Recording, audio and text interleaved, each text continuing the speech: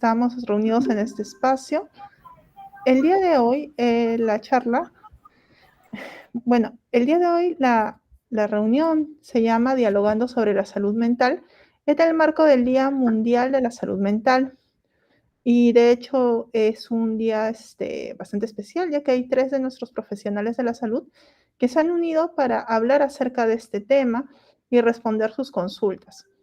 Está la doctora Sac presente el día de hoy, la doctora Montenegro y el psicólogo Henry Amaro. La dinámica del día de hoy va a ser de que ellos van a hablar en torno a este tema, van a dar bastantes alcances. Y si ustedes desean intervenir en algún punto del conversatorio, les pedimos que por favor coloquen primero su pregunta en el chat.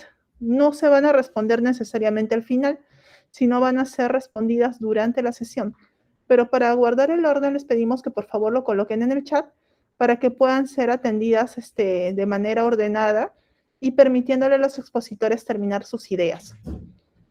Muchísimas gracias a todos y a todas por su asistencia. En el transcurso también de la charla voy a colocar la lista de asistencia para que puedan registrarse. Muchísimas gracias. Los dejo con los expositores.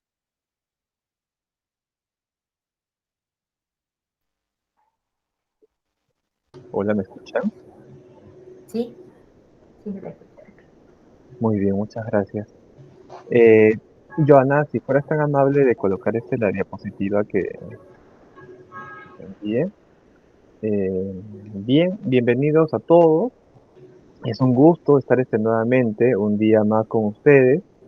Y el día de hoy, pues, nos convoca un motivo en especial, que es efectivamente lo que ya mencionó Joana, que es este domingo fue el Día Mundial de la Salud Mental. Entonces, eh, qué mejor motivo, qué mejor excusa para que hablemos un poco más de este tema, ¿sí? Entonces, eh, en algunas ocasiones ya hemos hablado un poco más sobre este tema de la salud mental. El día de hoy, pues, es necesario, es imprescindible que maticemos este componente de la salud mental también con el aspecto médico que eh, hablaremos el día de hoy.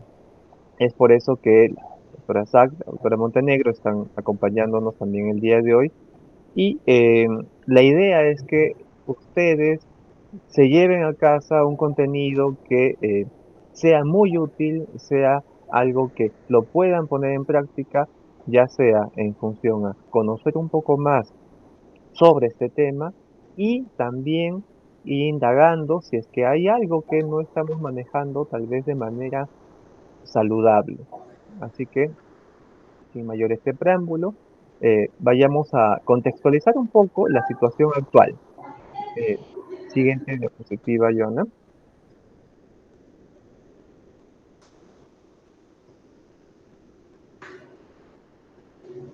Siguiente, gracias. Nosotros sabemos que en este año, pues desde que sucedió la pandemia, eh, hasta la fecha, aproximadamente tenemos 800.000 atenciones en salud mental en general. La proyección es que para fines de año pues tengamos aproximadamente 1.200.000 atenciones.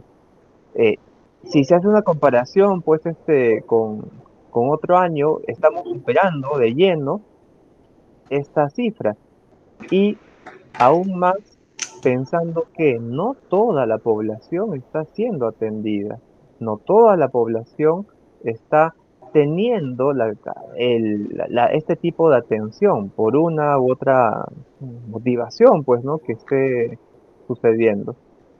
Siguiente diapositiva, Jonah. Entonces, sabemos que hay una gran cantidad de demanda de atención en salud mental y de las atenciones que está viendo actualmente, eh, protagonistas son estrés, ansiedad, depresión, entre otros problemas que han venido aconteciendo eh, durante esta pandemia. Ahora, sabemos también que según el salud, por ejemplo, ¿qué pasó? Sabemos también que según el salud, por ejemplo, hay un dato pues que es indispensable que tengamos en cuenta. El Instituto de Evaluación de Tecnologías en Salud e Investigación de Salud nos indica pues que en la población, ¿no? Que actualmente está bajo esta situación de aislamiento a causa de la pandemia, ¿no? Uno de los elementos o algunos elementos que tienen especial protagonismo, como ya lo decía, era ansiedad, depresión y estrés agudo. Entonces, eh, es por eso que es necesario que tengamos este diálogo, ¿ya? Así que un último dato antes que empecemos el diálogo es que, por ejemplo, si nosotros pensamos en este tipo de dificultades, es llamativo que el 2021, disculpen, el 2020 hasta aproximadamente octubre, siguiente diapositiva, Joana, aproximadamente hasta octubre, las atenciones en salud mental, específicamente en depresión, ya habían llegado, por ejemplo, en el caso de mujeres, a 3,9%. Si lo comparamos con un año del 2012, que era 1,7, vemos que hay un crecimiento. Igual en caso de varones, ¿no? El 2012 era 5,3% y el 2020 se elevó a 9,5%. Otro indicativo, pues, de que efectivamente hay algo que estaba sucediendo, está aconteciendo la pandemia y inevitablemente iba a haber una afectación a nivel de la salud mental. Eh, Me parece que teniendo en consideración este contexto, podemos empezar a aperturar y planteando estas discusiones, si fueras tan amable, Joana, de quitar esto en las diapositivas, podemos empezar planteándonos unas preguntas desde este punto. Eh, es por eso que el día de hoy nos acompaña la doctora Sack y la doctora Montenegro, para que pensemos y reflexionemos qué está sucediendo, ¿no? Tenemos una pandemia y efectivamente hay algunos protagonistas, ¿no? Problemas de salud mental que efectivamente están generando ya dificultades a otro nivel. Entonces, no sé qué opinan ustedes, qué explicaciones le podemos dar a esta situación actual. Mira, Doctora, Henry, sí, buenas tardes con todos, bienvenidos. Ya Henry les dio la bienvenida nuevamente a estas reuniones. Henry, tienes toda la razón, la pandemia ha sido un detonante para que se reagudice y se incremente la cantidad de enfermedades mentales. Pero si tú mismo ves en tu estadística, estas enfermedades han ido incrementándose a partir desde mucho más atrás, ¿no? Yo no sé si quizás sea que el diagnóstico ha sido mejor identificado, ¿no? Y cada vez se está prestando mayor atención cada año, desde el año 2012 hasta la fecha, se ha ido tomando más en cuenta la salud mental como una enfermedad importante en la sociedad.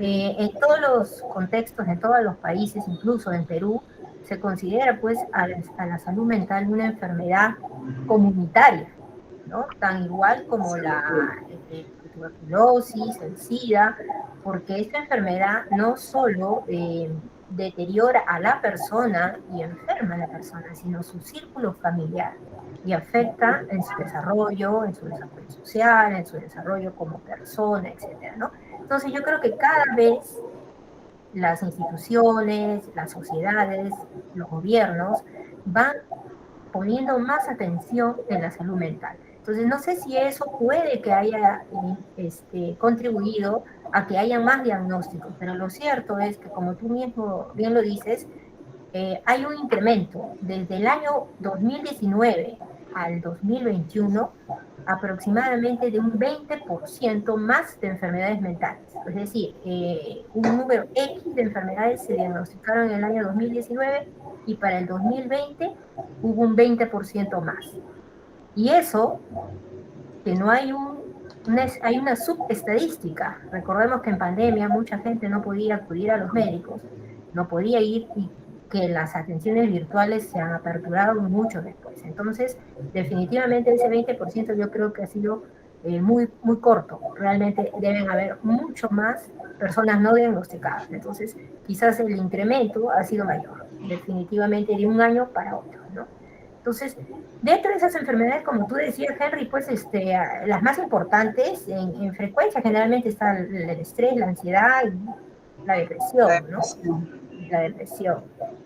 Yo ahorita les puedo mencionar algo de la depresión que, bueno, yo creo que como persona, igual que todos ustedes hemos pasado personalmente por momentos depresivos, por algún estímulo externo, sea una pérdida de un ser querido, una situación difícil que nos haya pasado en la vida, una frustración, una pérdida, etcétera, ¿no?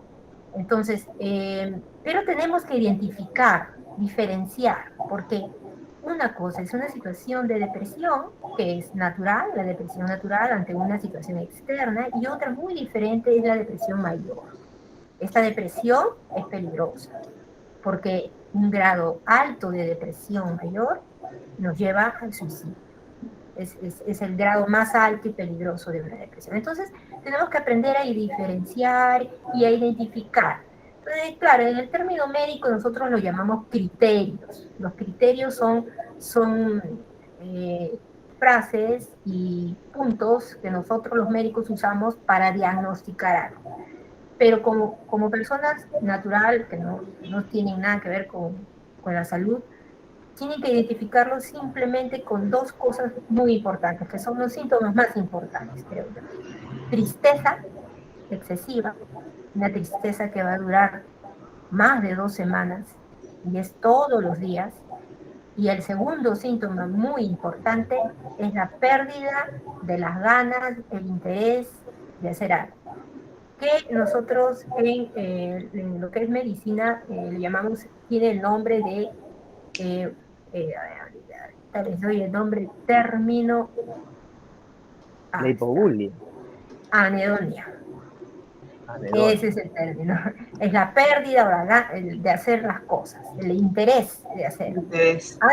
Antes nos interesaba ir a un partido de fútbol, después ya no.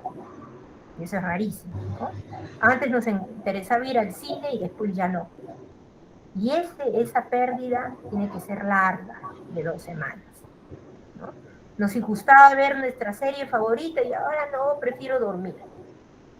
Esos dos síntomas son básicos. Hay otros Doctora, adicionales, ¿y qué ¿no? opina? Estaba pensando ahora que lo mencionas.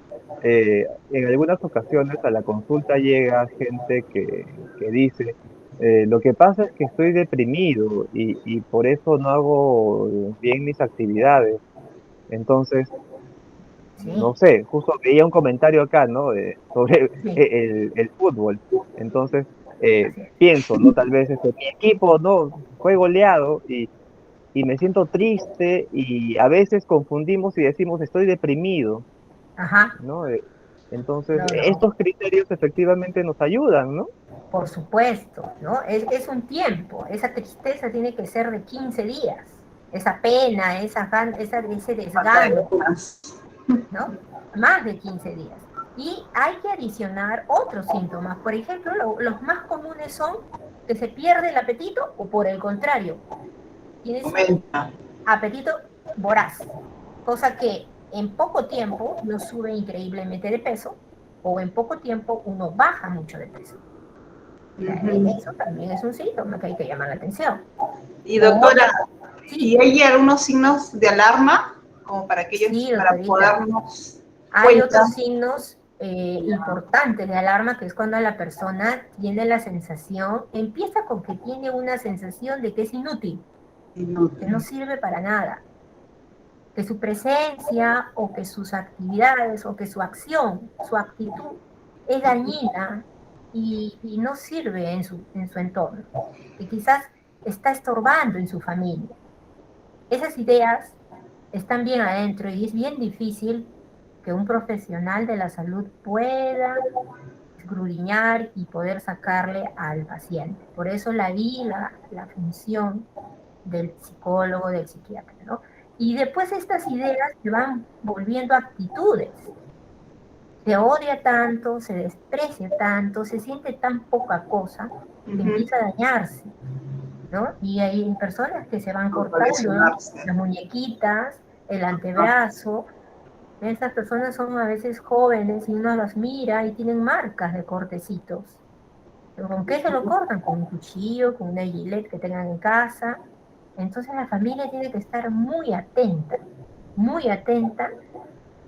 a las señales, los brazos de sus hijos, peinado, y por último, el último, que ya no es aviso, sí, ya no es aviso, ya es una actitud que termina pues en suicidio. Y lamentablemente, para llegar a esa situación ha pasado mucho tiempo. Entonces, uno ha podido, la familia, amigos, han podido darse cuenta. Hay que ser bastante juiciosos y buscar esas señales, ¿no? Sobre todo si conocemos a una persona que ha cambiado en su carácter, en su forma de pensar, en su forma de vestir. Incluso estas personas ya no se arreglan, ya no se peinan, Abandono, no se bañan. abandono. Se abandonan, exactamente. Doctora, ¿y esto es la depresión se hereda? O sea, o alguien en la familia puede haber... Bueno, los médicos no saben exactamente, no existe una razón identificada. Una carga genética de repente. Sí, ¿no? Pero sí hay un factor genético, doctorita. ¿No? Por eso es que en el examen siempre hay una anamnesis, ¿no? Entonces se pregunta los antecedentes familiares y lo primero que uno tiene que preguntar es si hay papá, mamá deprimidos, si ha habido suicidio en casa. Entonces es un poquito, nos ayuda bastante nos ayuda a poder definir. Claro que hay otros factores externos, ¿no? Hasta hay medicamentos que dan depresión. Claro, exacto. O enfermedades, sí, ¿no? Estén relacionadas. Enfermedades, el cáncer, por ejemplo. Yo creo que es algo bastante natural que una persona con cáncer tenga depresión y esta depresión se vuelve una depresión mayor. Exacto, una depresión mayor más que todo. Exacto. Doctora, y a Hay propósito enfermedades que no son necesariamente cáncer y que dependiendo del estado de ánimo, de la fortaleza de cada persona, pues puede dar la personalidad. Yo he tenido pacientes que me han dicho, ay doctorita, me han diagnosticado hipertensión y ha estado deprimida y de verdad se deprimió, ¿no? Entonces, para ella, eso ha sido algo muy, muy fuerte en su vida y no pudo tolerarlo, se deprimió demasiado y sí, llegó a ser una depresión. Que luego salió de ella con medicamentos, con terapia, pero salió, pero se deprimió, ¿no? Entonces, hay mucho tiene que ver el estado de ánimo de la persona. Yo me imagino, Henry, que tú tienes casos y casos de depresión y muchos síntomas. A propósito de ello, le venía a mi mente esta pregunta, ¿no? Generalmente hay una serie de dificultades médicas como la hipertensión, por ejemplo, ¿no? Tengo algunos casos que tienen este diagnóstico, pues y paralelamente van teniendo algunos síntomas asociados con el tipo depresivo, otros de tipo ansioso, que ya lo veremos más adelante. Y efectivamente, generalmente, ¿qué problemas de salud tienden a hacer algún tipo de síntoma depresivo? Sí, hay enfermedades, hay muchas otras enfermedades que encierran la depresión en sí, ¿no? Por ejemplo, el trastorno bipolar.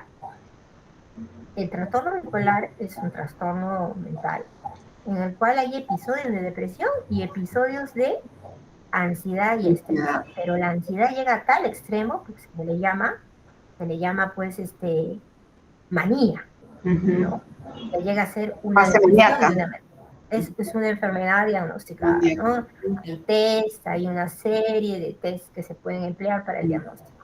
También hay otros trastornos que pueden simular una depresión mayor simple, por ejemplo, una depresión juntamente con una enfermedad terminal, como los habíamos mencionado, en los trastornos que se presentan cerca a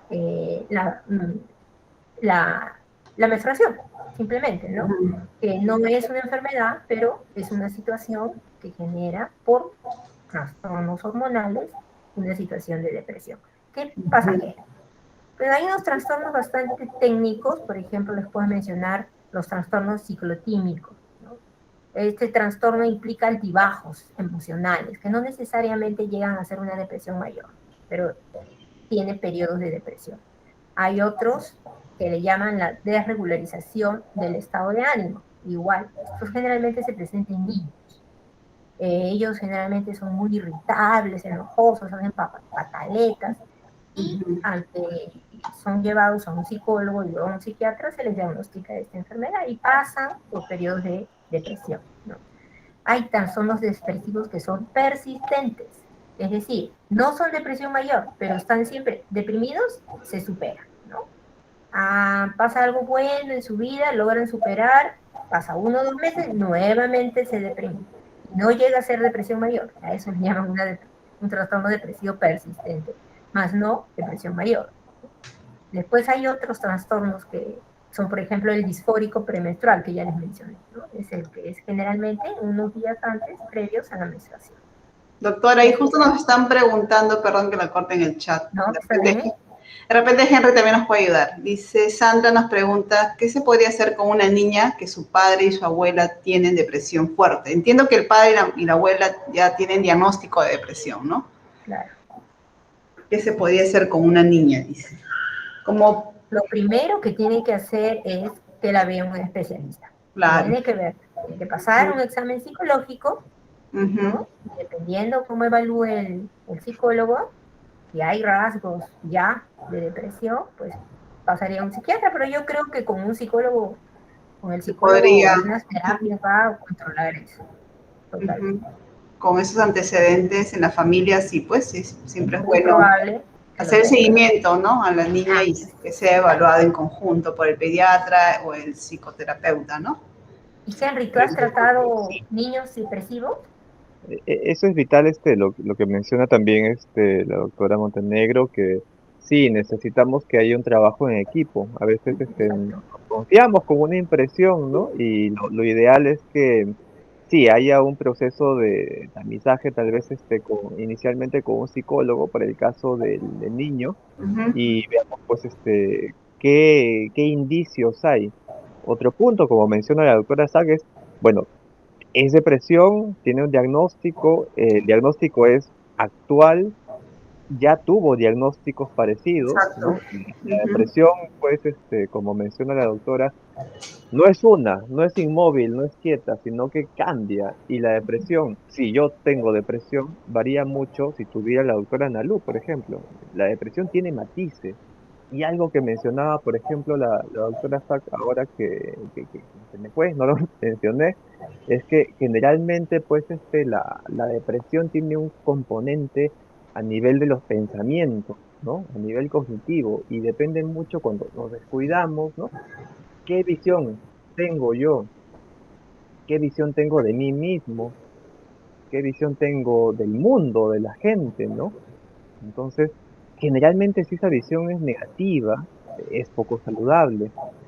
Y si tengo esos tres componentes, pues ya estamos hablando de elementos que son de cuidado. Entonces, un poquito contestando a la pregunta, sí, es necesario que haya la consulta con un especialista, ¿no? Y veamos qué elementos tenemos a nuestra disposición, ¿no?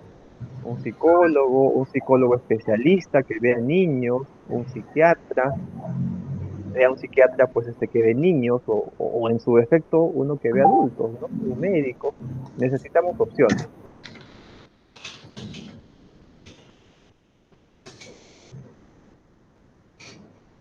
Bueno, yo creo que también una enfermedad súper importante en estos momentos que bueno, he tenido muchos pacientes, me imagino tú, Henry, también es la ansiedad, ¿verdad, doctorita? Así es una de las patologías o trastorno psicológico o trastorno mental que ha ido en incremento, ¿no? La ansiedad, que como el estrés, que como también la depresión, la ansiedad puede ser algo normal, un estado normal en algún momento de la vida, en alguna situación que nosotros podamos pasar, ¿no? Porque quién no ha tenido temor, miedo, inquietud ante una situación, ante un examen, un problema en el trabajo, un problema en la familia, ¿no? Que suele ser ante una reacción también, un evento de estrés, pero que es ocasional, ¿no? No es que se va a quedar en el tiempo para llevarnos a un trastorno de ansiedad. Entonces, la ansiedad en sí se puede presentar de manera temporal. Podemos somatizar, podemos tener algunos signos, síntomas como nerviosismo, palpitaciones, agitación, hiperventilación, es decir, respirar rápido y superficialmente, no hago un buen intercambio de oxígeno CO2, por lo tanto yo me puedo desmayar, puedo tener dolor de cabeza, ¿no, doctora? La hiperventilación es algo que puede afectar rápidamente.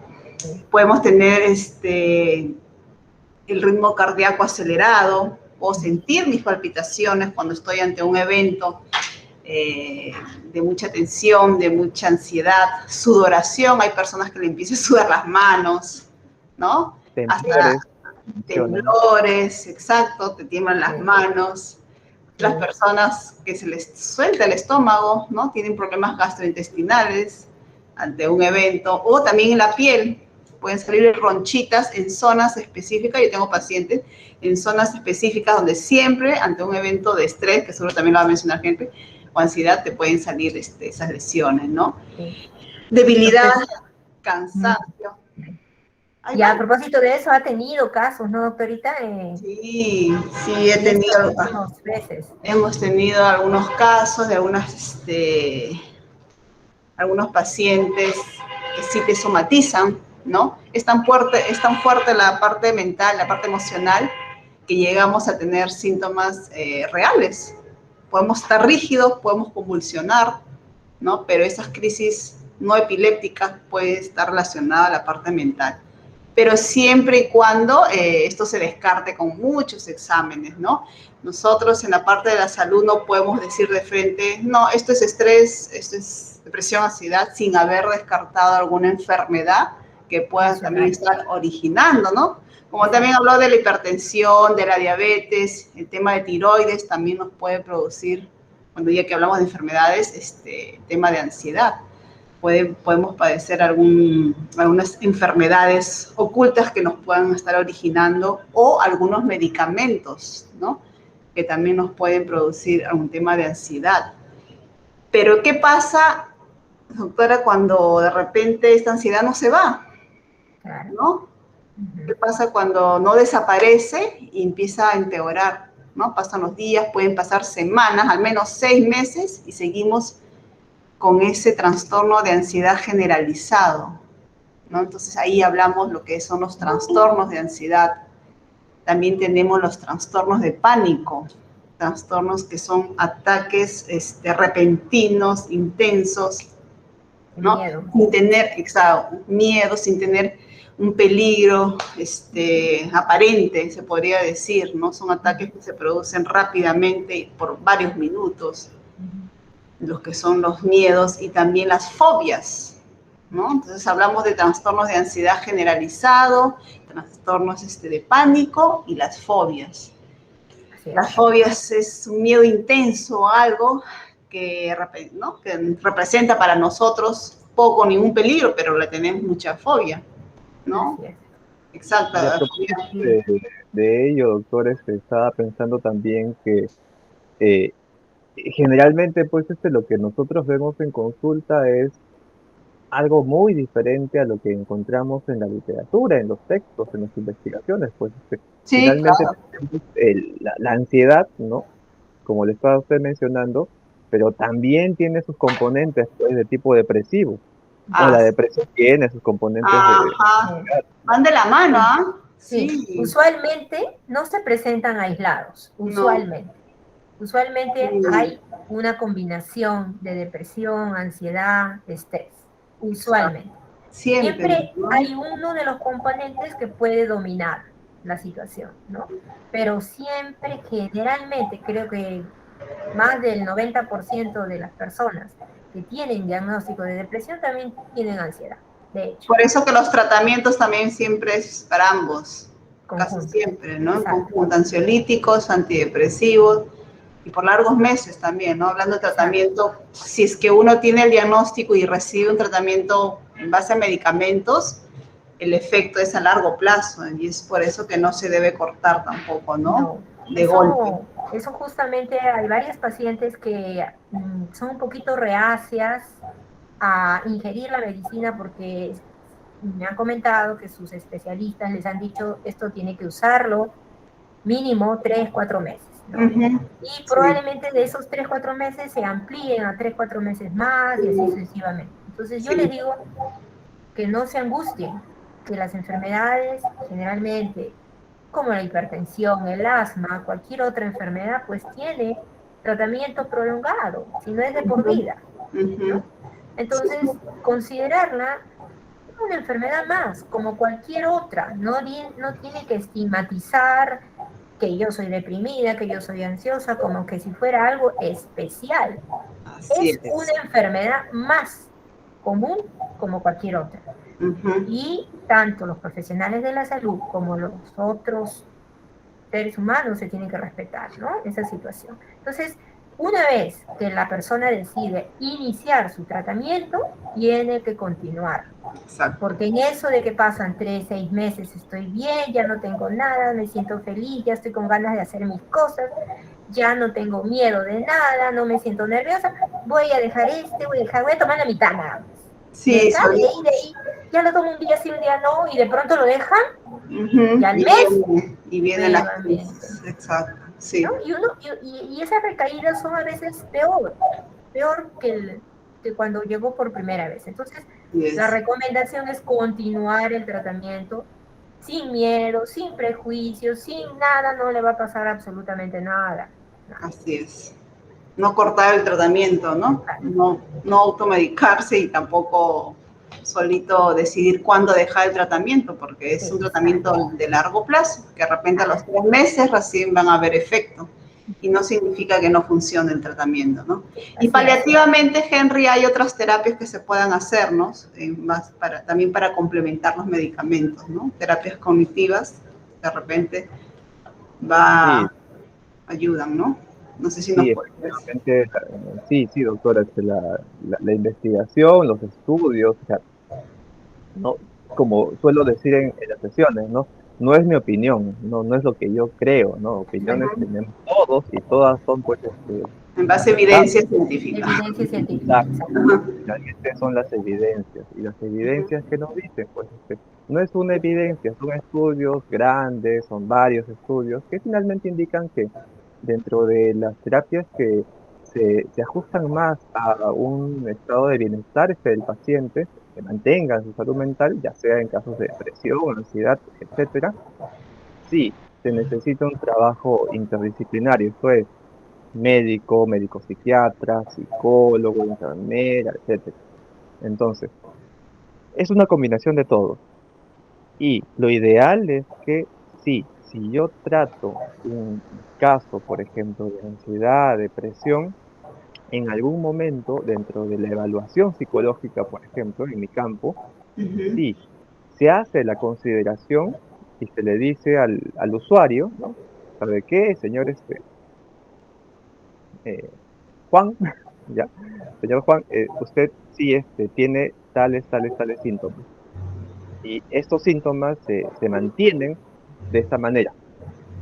Entonces, esto está en sus pensamientos. Pero actualmente tiene estos síntomas que le está generando mayor dificultad, le está impidiendo llevar a cabo, por ejemplo, sus labores en el día. Ujú. Entonces, esto le está generando daño, no solamente en el trabajo, en la familia, a nivel social. Es momento que que necesite un tratamiento a nivel farmacológico con el psiquiatra. Ujú. Entonces, sí, la idea es que esté complementado el Complementen. trabajo. Así Entonces, hay es. el trabajo a nivel bioquímico y hay el trabajo también a nivel emocional y cognitivo, emocional y a Ujú. nivel de pensamiento. Entonces, ¿para qué? Para que llegado el momento en el cual ya el psiquiatra diga, ¿sabe qué, señor Juan? Usted ya va a poder disminuir medicamento, no sé, un ansiolítico X. Entonces, ¿cómo yo hago que se mantenga el tratamiento de manera efectiva? Es con mi actitud, con mi voluntad. Pero ¿qué pasa si esa actitud, esa voluntad no está trabajada? Si yo sigo pensando que soy un inútil, que no soy capaz, que no soy bueno para hacer mi trabajo, el medicamento no solucionó eso.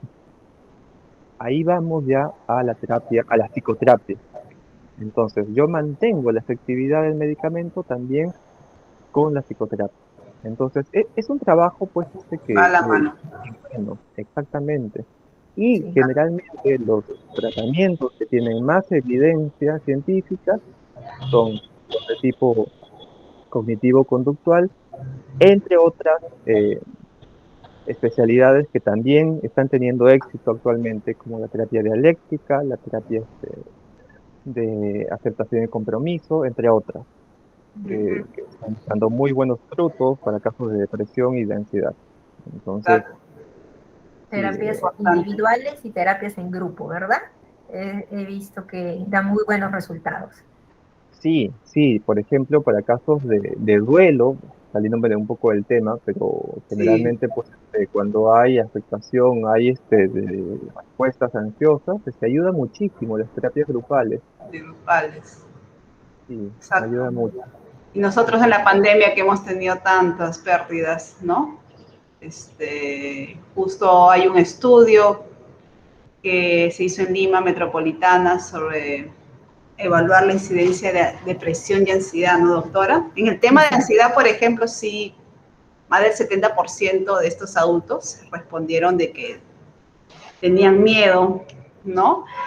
De salir, dejar su casa y de incorporarse o ir, entrar o salir a sitios donde había bastante gente, ¿no? Seguro que en el tema de la depresión, doctora, no sé si usted también nos puede Sí, comentar. exactamente, doctora. Lo que llama la atención de ese estudio es que nosotros siempre hemos tenido, ellos han evaluado solo durante el periodo de pandemia, ¿verdad? Nada más. Sí, sí, Entonces, han evaluado a aquellos que hacen trabajo remoto de los que hacen trabajo presencial. presencial. Definitivamente, más ansiedad y depresión hay quien hace trabajo remoto, de Exacto. hecho. Han Ujú. evaluado el sexo. Eso sí, no ha habido modificación porque ya teníamos en estadística que Mujeres. más es en mujeres. Las Ujú, dos cosas, la ansiedad y la depresión. Pero ujú. hay algo curioso en la edad. Toda la vida hemos sabido que la persona mayor es, adulto mayor, es el que mayormente tiene depresión y ansiedad por su naturaleza, ¿verdad? Por su situación. Pues en este estudio, durante la pandemia, el que ha tenido más depresión y ansiedad han sido el extracto de los jóvenes, ¿no? Eso ha Grupo de sido bastante jóvenes. curioso.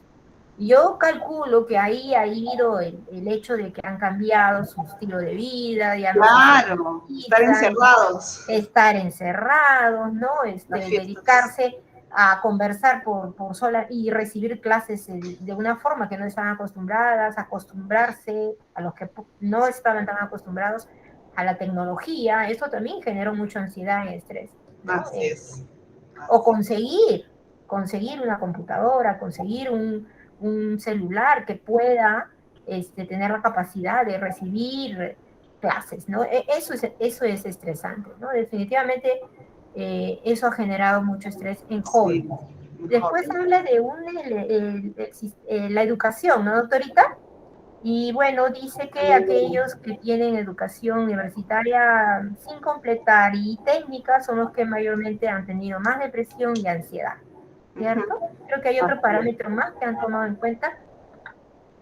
Sí, sociodemográficos, pero el mayor grupo, bueno, no había una equidad entre el sexo, pero la mayoría eran mujeres, ¿no? Exacto, Pero sí, básicamente eso. eso ¿No? era, ¿no, Son doctorita? expansivos Exacto. esos dos puntos. Ujú. Ese es un estudio que lo han comparado con estudios de otros De países otros países, sí. y es Ujú. bastante igual, ¿no? Y también, Henry, no sé si es bueno también hablar sobre el tema del estrés, la ansiedad, ¿no? De repente ahí poder diferenciar este tema de la ansiedad y el estrés. Lo que nos Y justo a propósito del estudio, pues vemos, ¿no? Que el proceso de de adaptación que yo tengo frente a una situación, en este caso situación igual pandemia, eh, es, digamos, el punto de inicio, lo que gatilla, lo que eh, genera pues todo este cambio. Sí, tenemos en cuenta que el proceso de duelo es pues enfrentarme o adaptar una nueva conducta, ¿no? En este caso los jóvenes, por ejemplo, que en teoría es población, pues adultos jóvenes que no tendrían que tener una afectación a estos niveles de depresión, de ansiedad comúnmente. Ujú. Pandemia hemos visto que sí, entonces vemos jóvenes que tienen un sistema social pues no activo y se les dice que ya no pueden, no salen. Ujú. Exacto. Adultos Exacto. también que tienen esta dinámica. Entonces, igual en el tema del trabajo hemos visto y se ha visto en conducta que la dinámica en la familia funciona ya que papá, mamá van a trabajar pues tienen tal vez 5 horas en casa en el tiempo en el que se ven. Pero ahora ha sido pues Todos las metidos en 24 horas, claro. Entonces, la convivencia, las dificultades hogareñas la han violencia familiar, activado. doméstica también. Exacto. Violencia ha activado situaciones que ya existían, como mencionaba la doctora Sack. O sea, hay cosas que ya existían y se han activado a Ujú. propósito de la pandemia. Entonces, Sí. hay este proceso de duelo, me voy adaptando a las cosas, a las situaciones. En algunos momentos no me adapto bien y aparece el estrés. Me estreso. Me estreso, nosotros nos estresamos generalmente. Y creo que todos hemos pasado por un proceso de este tipo, Sí. ya sea con alguna condición, pues, un poco más compleja, ¿no? Yo estuve estresado hace un mes y medio. Entonces, sí, se da esto generalmente. Depende mucho cómo nosotros enfrentamos esta situación. Entendamos que el estrés es algo natural, es una respuesta natural frente a una situación. Nosotros lo interpretamos como un peligro. Imagínense si algún abogado que nos escuche, ¿no? Está trabajando y de pronto le dicen, ¿sabe qué, señor, no sé, Gómez? em, los legajos que tiene que hacer a diario pues son 20, ahora hay ABC problemas, necesita que, que se haga 40. Me genera una condición de estrés. Entonces necesito pues enfocar el trabajo que tengo hacia dar una solución a este problema. El problema está en cómo yo enfoco este mecanismo de solución. En algunas ocasiones lo enfoco pues de manera saludable, ajustada, funcional, buena. En otras ocasiones pues lo enfoco incrementando mi estrés, empezando a tener algunas dificultades a nivel somático que ya he mencionado también usted, doctora Montenegro, ¿no? Hace un poco cuando estaba hablando de la ansiedad. Y lo cual me lleva a pensar en que a veces nos confundimos, pues, ¿no? Estoy teniendo un proceso de estrés y lo confundo con ansiedad. Ujú. O a veces, Sí. que es más peligroso, ya estoy con síntomas de ansiedad y me digo a mí mismo, es estrés. Por el Me estrés. palpita, claro, me palpita la cara, los ojos, ¿no? Eh, amanezco con contracturas, eh, tengo problemas en el sueño, en mi alimentación, estoy comiendo mucho y sigo pensando que es estrés y ya estoy cruzando ese umbral que hay hacia la ansiedad. Entonces, sí, es necesario que hagamos esta diferenciación entre estos dos puntos y lo podemos ver de manera simple, ¿no?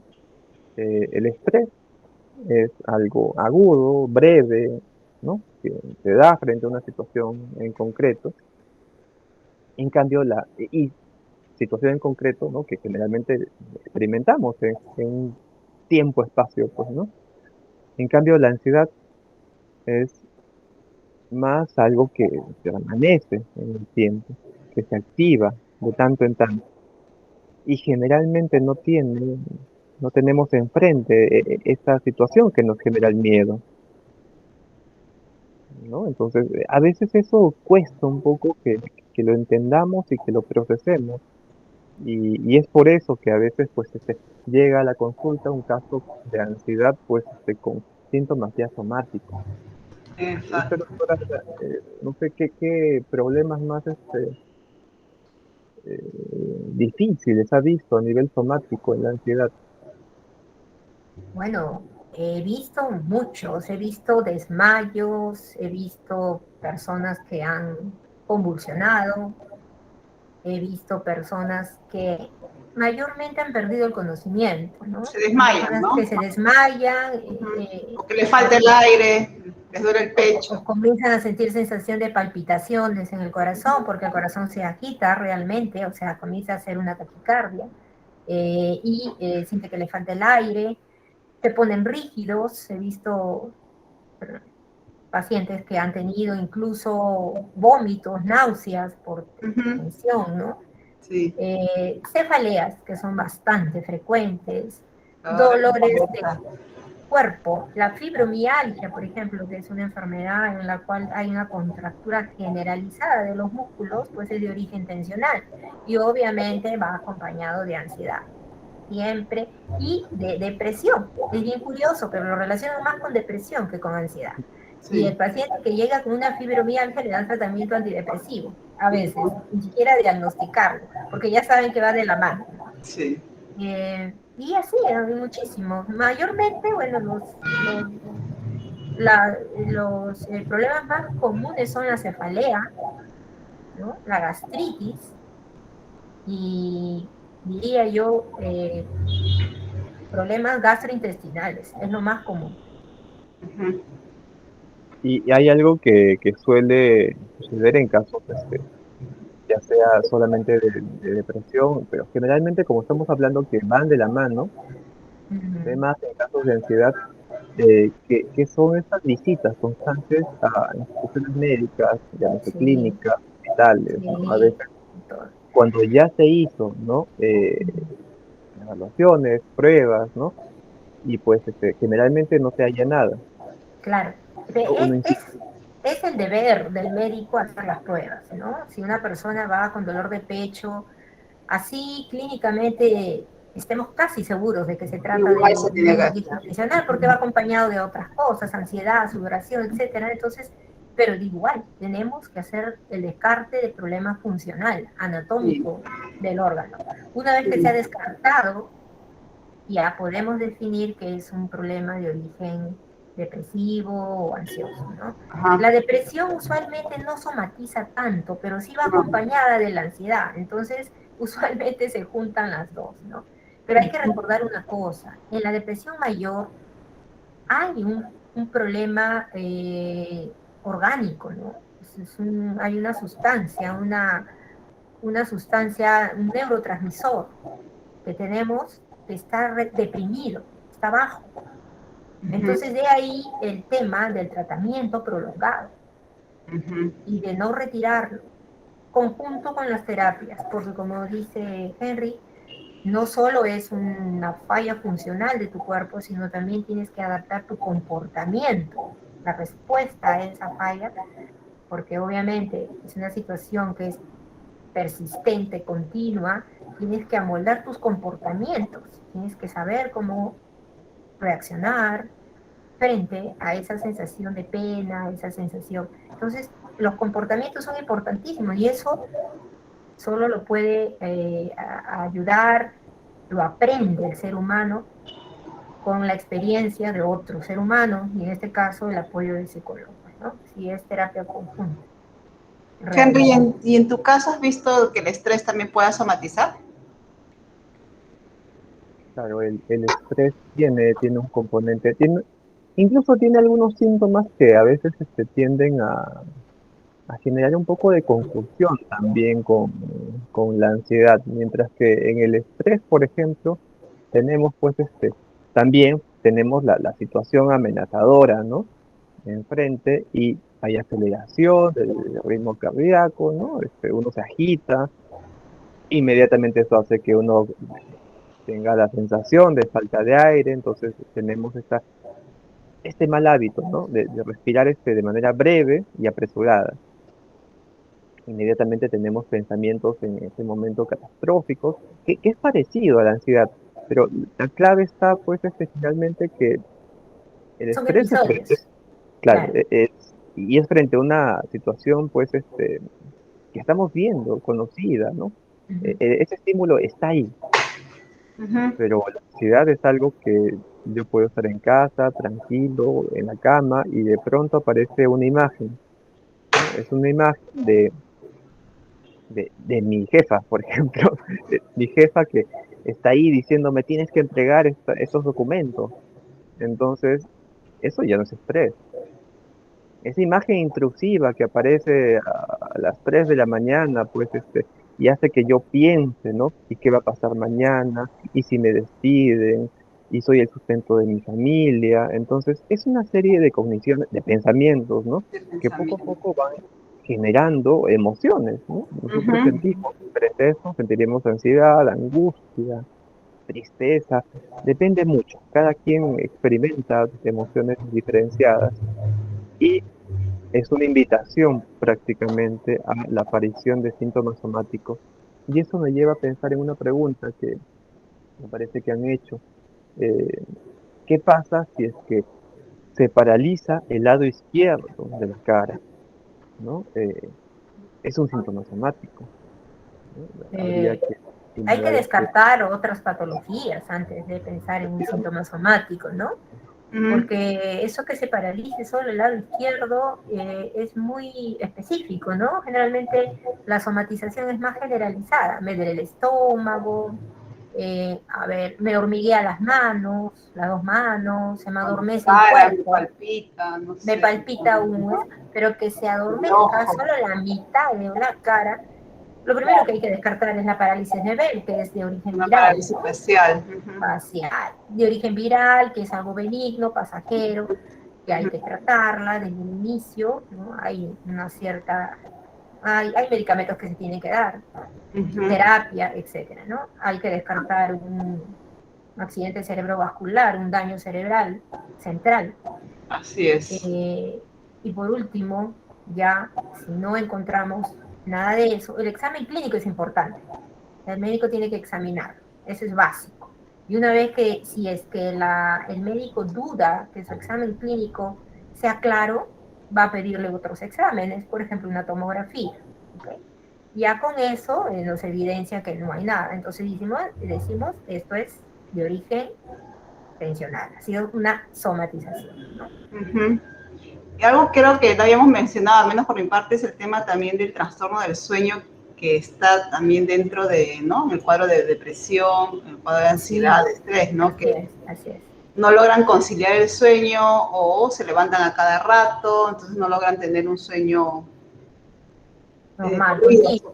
exacto, Es un continuo, ¿no? insomnio, ¿no? Es un insomnio. El insomnio es o no puedes conciliar el sueño o te O te levantas a la levantas, medianoche.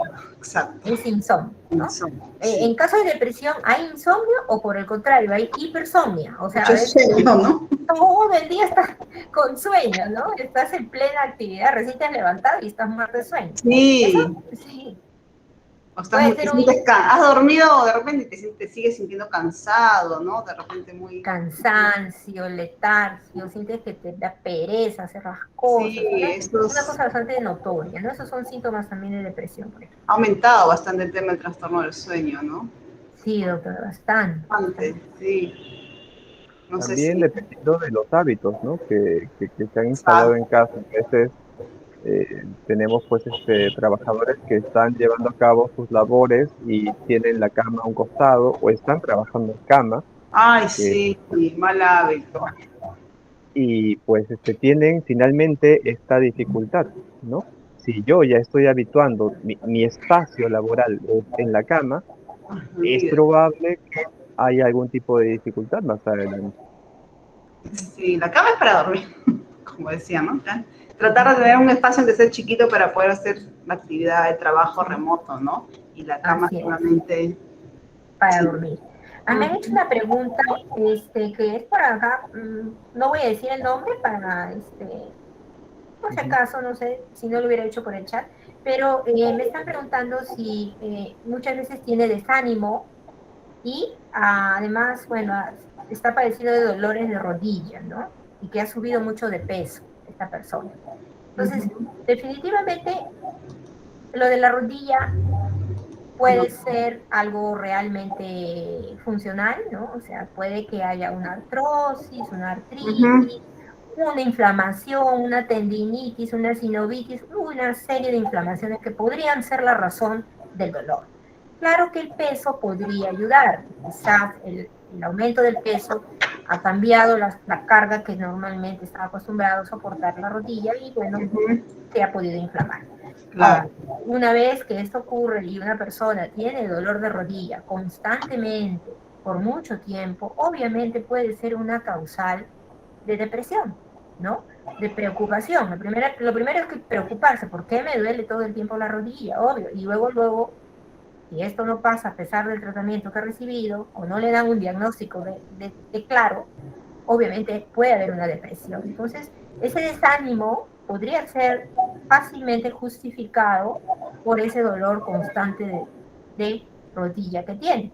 Es un desánimo. Hay que recordar que para dar el diagnóstico de depresión hay que juntarlo con otros Otros síntomas, ¿verdad? criterios. Ujú. Exacto, para cumplir los criterios.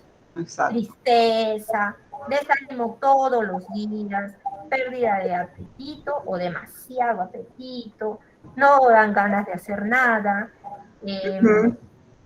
tristeza mayor. Acá Pero lo sí, primero que tiene que hacer es solucionar el problema de su rodillita, ¿no? claro. Si Sobre no todo le... si lo que le comenta, doctora, si es que está interfiriendo en sus actividades diarias Ah, normales, ¿no? sí, sí, no dice, pero de hecho si hay un dolor, El dolor. evidentemente el dolor el dolor siempre va a ser una razón de causar primero ansiedad y depresión. Y Ujú. sobre todo si es un dolor crónico, de tiempo, de Así es. varios días. Ujú. Es normal que pueda sentirse Entonces, deprimido. ¿Perdón? entonces o sea, la idea es que en el momento frente a esta pregunta, ¿no? Ujú. Consideremos que efectivamente necesitamos tratar este problema en función a qué es lo más problemático. Es probable que haya una serie de dificultades, ¿no? Pero el usuario, el paciente, necesita evaluar y decir, ¿qué es lo que más me está generando dificultades? Claro. Yo creo que Potencialmente una vez ahí, que tenga el diagnóstico y ujú, le den alternativas de tratamiento, se va a sentir mejor. claro, Ahora, si A pesar de es eso. a pesar de todo, ¿no? Porque sea lo que sea un problema pasajero, sea un problema que necesite rehabilitación, sea un problema degenerativo, igual hay alternativas de tratamiento siempre, ¿no? Entonces el Ujú. dolor va a recuperarlo, va a mejorar esa situación. Como dices tú, Henry, tiene que analizar bien qué es la razón, cuál es la razón, ¿no? La razón de su desánimo. eso nos lleva también a la idea de que con la cual comenzamos también esta sesión, ¿no? Que ya está llegando al final, que es necesario que tengamos la consulta con un médico, con un psicólogo, con un especialista que finalmente, pues, haga que nosotros vayamos comprendiendo también la naturaleza del problema. Un problema como, no sé, la hipertensión, por ejemplo, finalmente es un problema igual como un problema de depresión o de ansiedad. Entonces, a veces invisibilizamos este tipo de diagnósticos o de problemas o de condiciones y esto nos genera una dificultad en el día a día.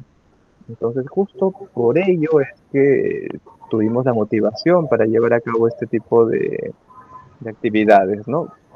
Y aprovecho también para mencionar que esta es la primera actividad, en 2 semanas tendremos la segunda, Ujú.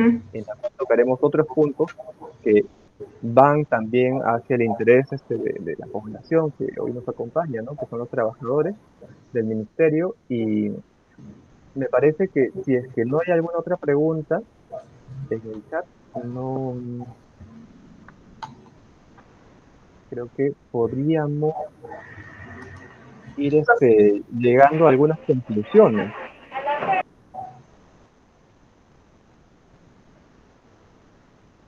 A ver, una conclusión importante, creo yo, es tomar conciencia de que la enfermedad mental es muy frecuente. Que la enfermedad mental puede estar en las narices de nosotros, en un familiar, en una hermana, en un hijo, y tenemos que tener los ojos bien abiertos para identificar cualquiera que sea. Y que no debemos tener ni miedo ni vergüenza de acudir a los especialistas, porque el hecho de ir a atenderse con un psicólogo, con un psiquiatra, debe quitarse el estigma de decir estoy loca, yo no voy porque estoy loca, no es así. ¿No? Sí. Entonces, uno considera que es importante atender una enfermedad mental desde el inicio. Yo creo que la gente no va a llegar a los extremos de un suicidio, de una crisis, de una fobia, de una crisis de ansiedad, como se está viendo actualmente, ¿no?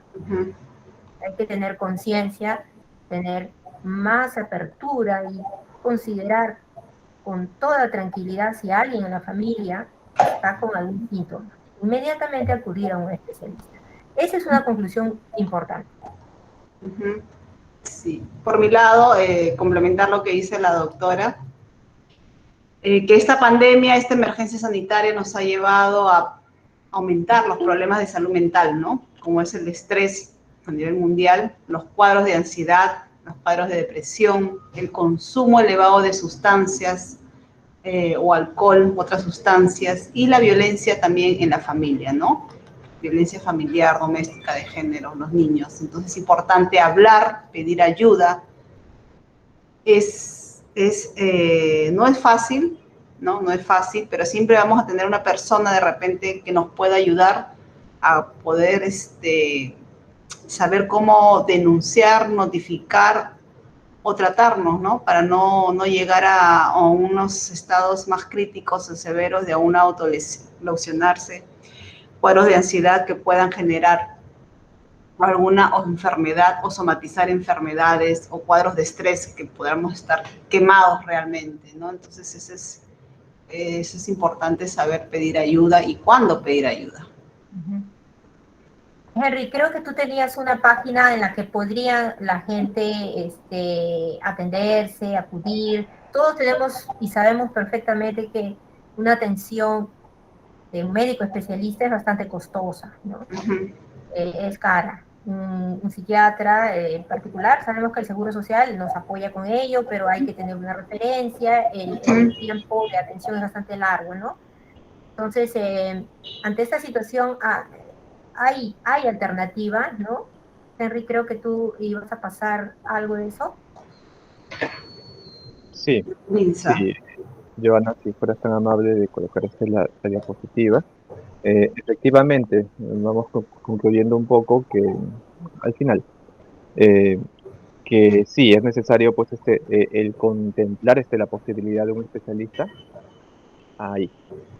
La comunicación también, como menciona la doctora. No, la penúltima, Joana. Esa es. El Centro de Salud Mental Comunitaria. Y también ver opciones, como dice la doctora Sara, ¿no? Y hay opciones que son accesibles.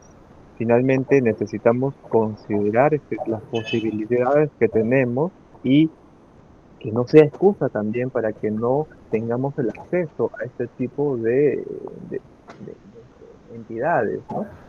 Sabemos que el costo de la salud mental actualmente, pues, no, para todos no es muy accesible. En el caso del ministerio, pues, estamos contando para esta ocasión, pues, con una atención, pero la atención psiquiátrica sí tiene otro componente y a nivel económico tiene sus matices. Un buen punto de acceso es lo que nos menciona la doctora. Le doy el pase para que haga alguna explicación sobre el tema. Ya, bueno, el Ministerio de Salud tiene una página, que la voy a ver, acá la tengo, es minsa.gov.pe/salud-mental/ Si uno ingresa a esa página, tiene opción, ahí hay una serie de indicaciones, tratan de todo, depresión, ansiedad, violencia de género, violencia en niños, problemas infantiles.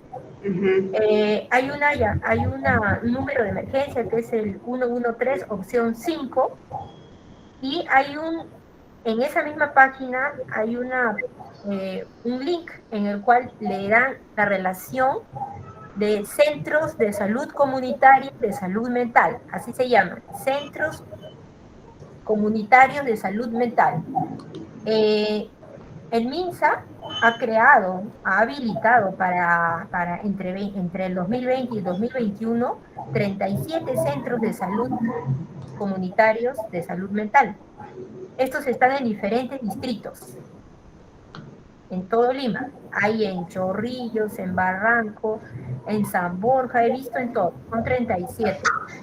Atienden de 8 a 8 de la noche. Si entran a la página, van a encontrar los teléfonos de cada centro y incluso haciendo el link pueden encontrar los centros en todas partes del Perú, en toda provincia, porque a nivel nacional se han implementado. ¿No? Me parece una muy buena alternativa para Sí, apoyo. exacto. ¿No? Es una buena ayuda del Ministerio de Salud. Adicionalmente, si por A o B alguien tiene alguna duda sobre este tema, no dude en hacerse la consulta, ya les damos algún alcance. Eh, Como experiencia, pues tuve un tiempo trabajando en uno de ellos, así que puedo explicar un poco el proceso, ¿no? Es muy parecido al proceso de un hospital, ¿ya? Eh, y la idea, como se está haciendo mención acá, es que no nos quedemos sin una atención. La idea es que si yo ya he detectado en función a los síntomas que se han presentado el día de hoy, ¿no? He detectado que hay predominancia sobre algunos, estoy entendiendo que ya me está generando una afectación a nivel de familia, laboral, ¿no? Etcétera. Necesito tomar unas medidas. Y si es un impedimento el tema económico, tenemos estas opciones también. Así que, igual, si tienen alguna duda, alguna consulta, la hacen. Ya tienen los números de contacto de nosotros. Y especial énfasis haría, a modo de conclusión también, porque estamos con el tiempo, es que si nosotros tenemos algún pariente, algún familiar que ya tiene un diagnóstico, tiene un tratamiento, es necesario que continúe, que tenga el apoyo a nivel psiquiátrico, médico, psicológico. Lo ideal es que tengan todos esos componentes, ¿no? Unidos. Así que, y si hay dudas, insisto, consulten, no nos quedemos en silencio. ¿Sí? Entonces, muchísimas gracias a todos, todas, Gracias a hoy. todos. Gracias. Muchas gracias, doctora Rocío. Bueno, Gracias. muchas gracias, usted, Ana Lu. Bueno, muchas gracias, Henry. Queremos agradecer a todas las personas que el día de hoy nos han acompañado. Hemos llegado a sus hogares un jueves más. Los esperamos en la siguiente sesión de otro jueves más con el tema de los webinars para seguir cuidando nuestra salud. Les agradecemos a todos y a todas también por poner su asistencia en el enlace. Y por favor sigan cuidándose, sea que vengan al Ministerio de Trabajo o desde sus casas también. Muchísimas gracias, porque así nomás no los tenemos a los tres juntos y es una buena sesión. Muchísimas gracias a todos. Gracias, Silvana. Gracias, doctora. Gracias, Henry. Cuídense todos. Gracias Gracias a todos los exponentes. Dios los bendiga. Gracias.